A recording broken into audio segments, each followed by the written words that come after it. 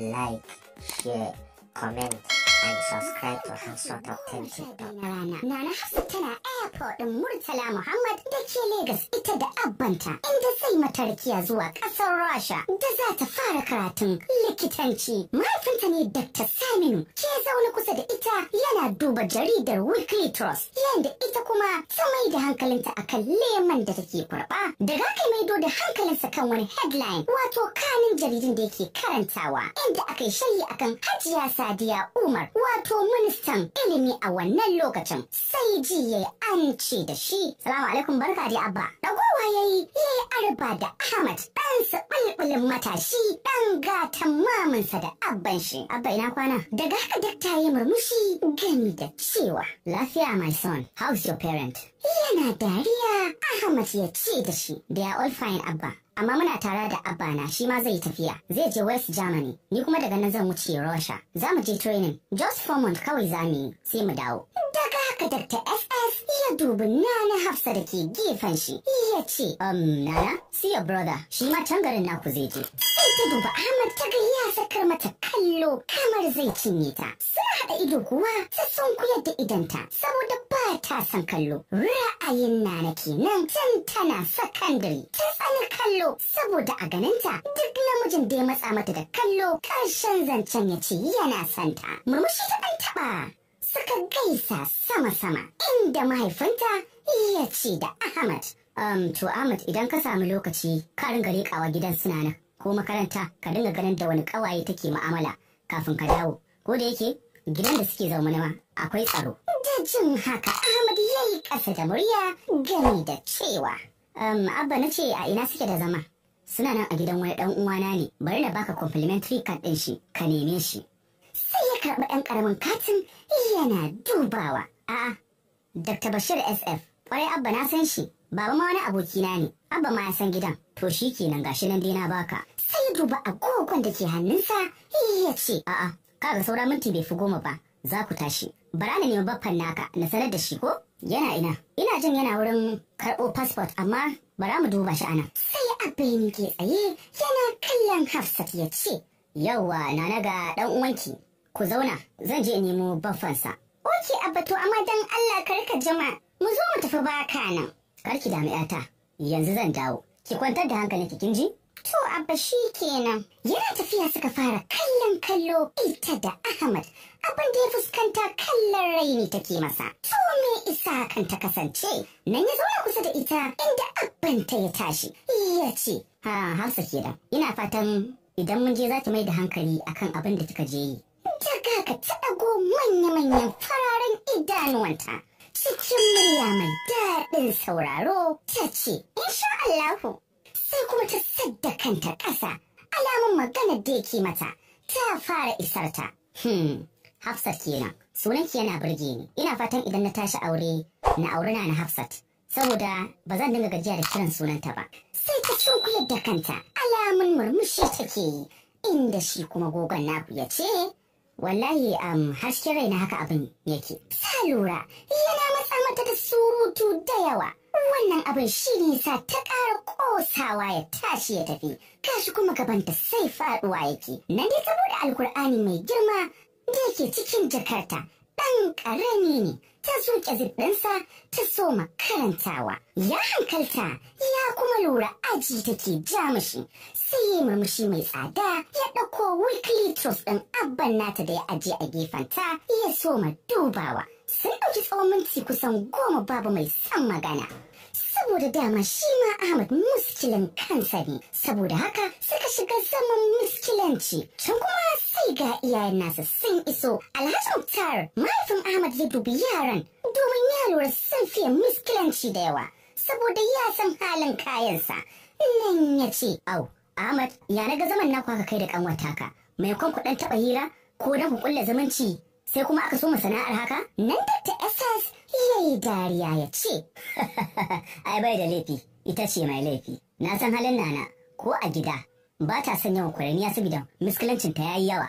Daga aka Alhaji Muktar ya ƙara cafewa domin dariya ya yi irin ta manya. Ya ce, to ai shi kenan sai ku ta yi, yau me zan ce muku? Haka nan ta fara hawa matattakalan jirgi tana ɗagawa abbanta hannu tana kuka. Shi ma Ahmad ya biyo bayan ta yana taku ɗai ya lura da 'yar amanar tasa. Kukan nata ba mai karewa bane ba, ya tsaya a gabanta ya ce, haba Hafsat tun azufaki wannan kukan.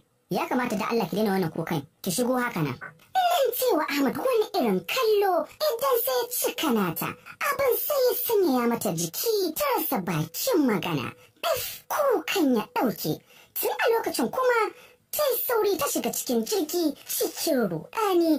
Daga haka shi ma Dr. SS ya yi dariya shi da Alhaji Muktar domin dai sun ga lokacin da Ahmad yake ma Hafsat magana, amma ba su san abin da ya ce mata ba.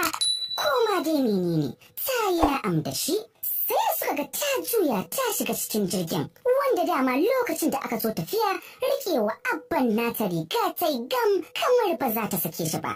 Sai wata ma'aikaciyar cikin jirgin ce ta zo ta lallashe ta kai ta har matattakalar benen jirgin, sannan ta haƙura ta hau. To a shiga ma sai da Ahmad ya sa hannu ya sa baki sannan ta shiga. A gidan kuwa kafin arbata da ummanta an ci fama, wanda dama kwana ta yi amana a jikinta tana kukan rabuwa. Garin haka ne sa umma lallashinta da lallamanta da nuna mata ta kwantar da hankalinta. Yau ake yan baki sani ba, mu ma za mu dinga zuwa bisa ai. Insha Allah za mu dinga kawo miki ziyara ta musamman. Umma, amma fitin girman Allah kin san menene? Duk bayan karshen wata za ku dinga zuwa. Insha Allah nanata, ki sa ranki a inuwa kin ji? To umma, an dai samu an lallaba ta da kyar ta taho. Yanzu kuma Apple sai ga Ahmad ya gama da 'yar shagwabar umma da abba. Bara na kunna na so cikin kasuwa don karɓar wannan sako. Ayi babu magana domin ta yi kokanta ya ishe ta, sai ta shiga banɗakin cikin jirgin ta ɗauro alwala ta buɗe alkur'ani ta ci gaba da karantawa. Shi ma Ahmad ya mai da hankali ga karatun jaridar da yake ta Weekly Trust. Ganin Halimatu Sadiya wato ministan ilimi ya sa shi murmusawa domin mahaifiyarsa ce. Daga haka dai ya ƙara ɗago kai, ya lura hasa karatunta take ta yi ko ɗagowa ma ba ta yi. Sai ya ajiye mujallar hannunsa ya ce, ni ma Hafsat ya kamata a bani aro na duba. Sai kamar bata ji shi ba, sannan ta daure ta kuma cije ta kai ƙarshen suratul waqi'a. Sai kuma ta ɗago kai ta ce da shi, ka yi haƙuri ba a son tafiya cikin jirgi ba tare da karatun alkur'ani ba, kai ma fa ka yi sakaci. Kuma dai sai kuma ta yi shiru ya ce da ita, ban gane ba kamar me fa?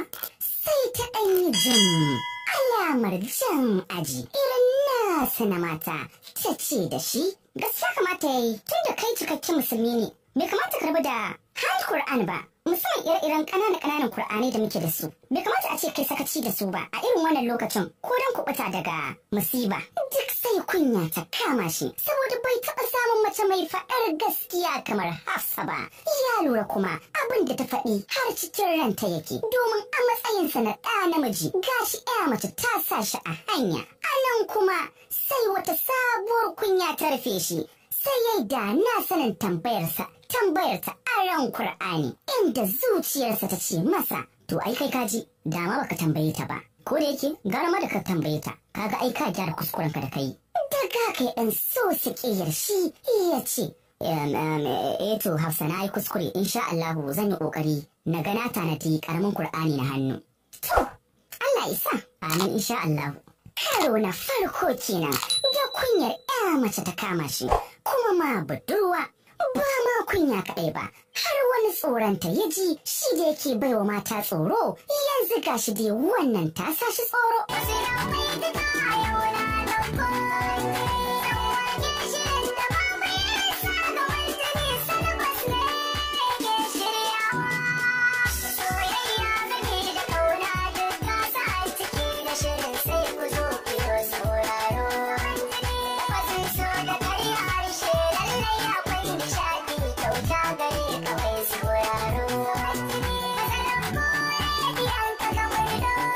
Wannan kenan.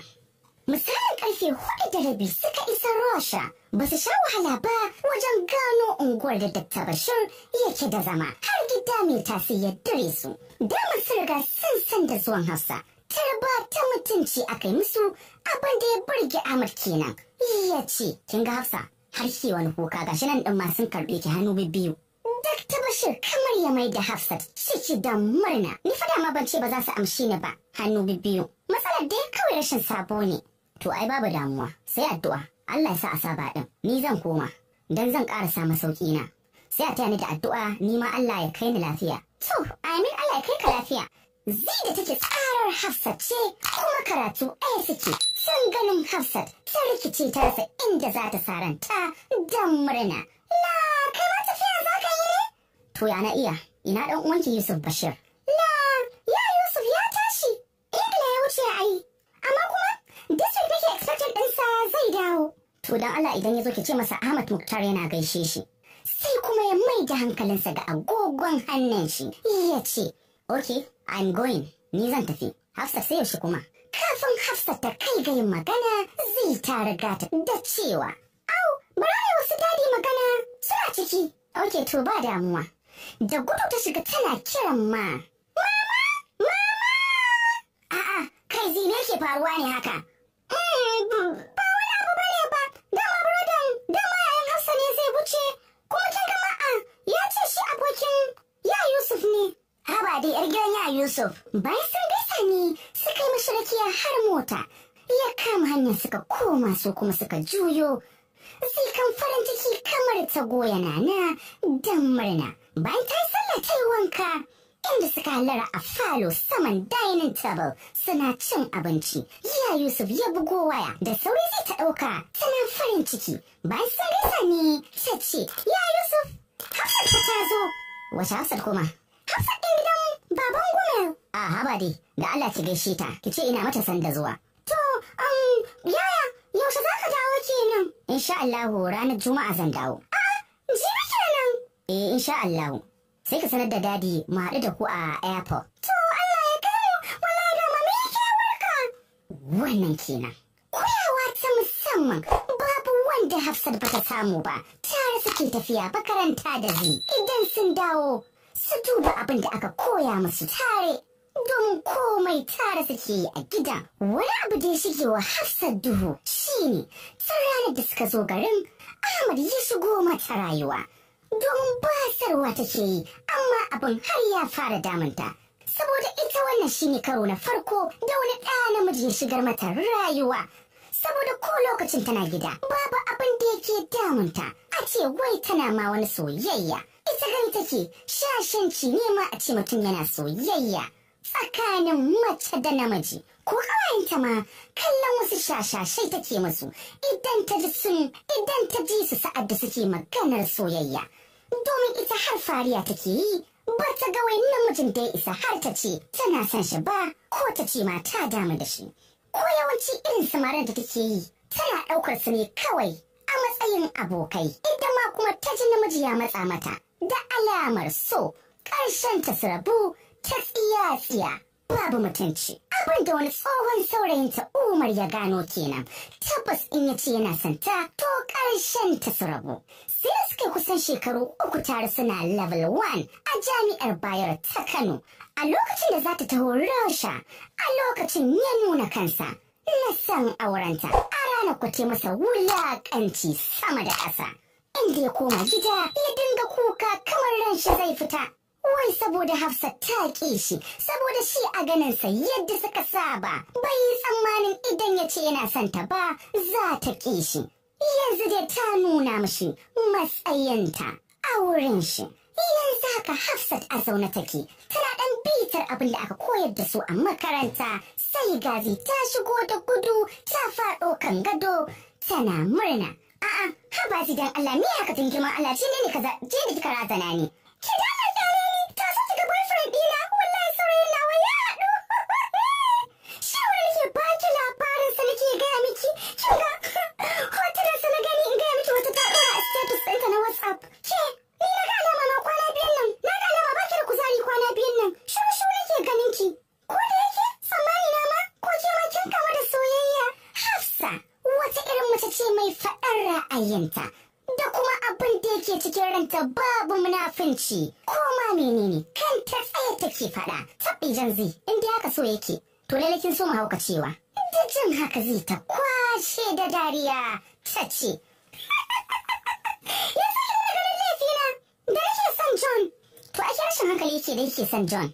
Na farko ba al'adar ku ɗaya ba, ke ba ma addinin ku ɗaya ba, amma wace ce kina son sa. Ji wani suna fa John. A'a, kamar da kuke yi. Kwata-kwata ba kya sa Allah a cikin lamarinki. A bayyana jama'a ku dinga riƙe hannayen juna, sai ka ce ki ba musulma ba. Kuma kake manta na san duk wata ƙazamar soyayya da ke a ɓoye.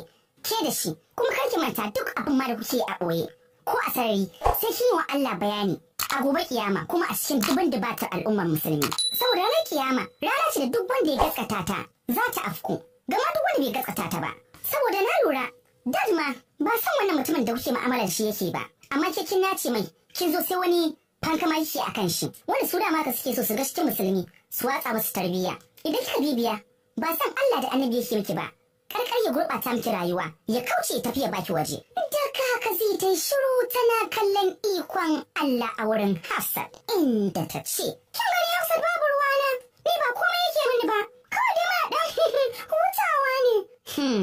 Zainab kina, to bari in gaya miki gaskiya, idan kina ganin wannan ba komai bane ba, to wallahi zai hana ki shiga aljanna. Ko da yake da a gida Najeriya kika girma, za ki tashi da san al'adarki da kuma san addininki. Ni dai shawarar zan baki ɗaya ce, wallahi zai ihfazillaha ya hafazuka. Duk wanda kiyaye Allah da dokokinsa, to shi ma Allah zai kiyaye shi. Ki ji tsoron Allah a duk inda kike, ko ki kiyaye addininki. Saboda kin san wani abu? Sai zai ta girgiza kai, inda Hafsa ta ci gaba da mata wa'azi. To ba ma ka ba, idan haka ne haɗin ki da wanda bai yi imani da ranar alkiyama ba. A da Allah kin ga ya ce zai musulunta. Kuma za ni aure. Wallahi Allah kin san me? Wallahi duk yaudara ce. Babu yadda za a yi musulunta saboda ke. Da zarar ya samu abin da yake so a wajen ki. Babu magana aure a tsakaninku. To ma zai in ba da rashin hankalinki.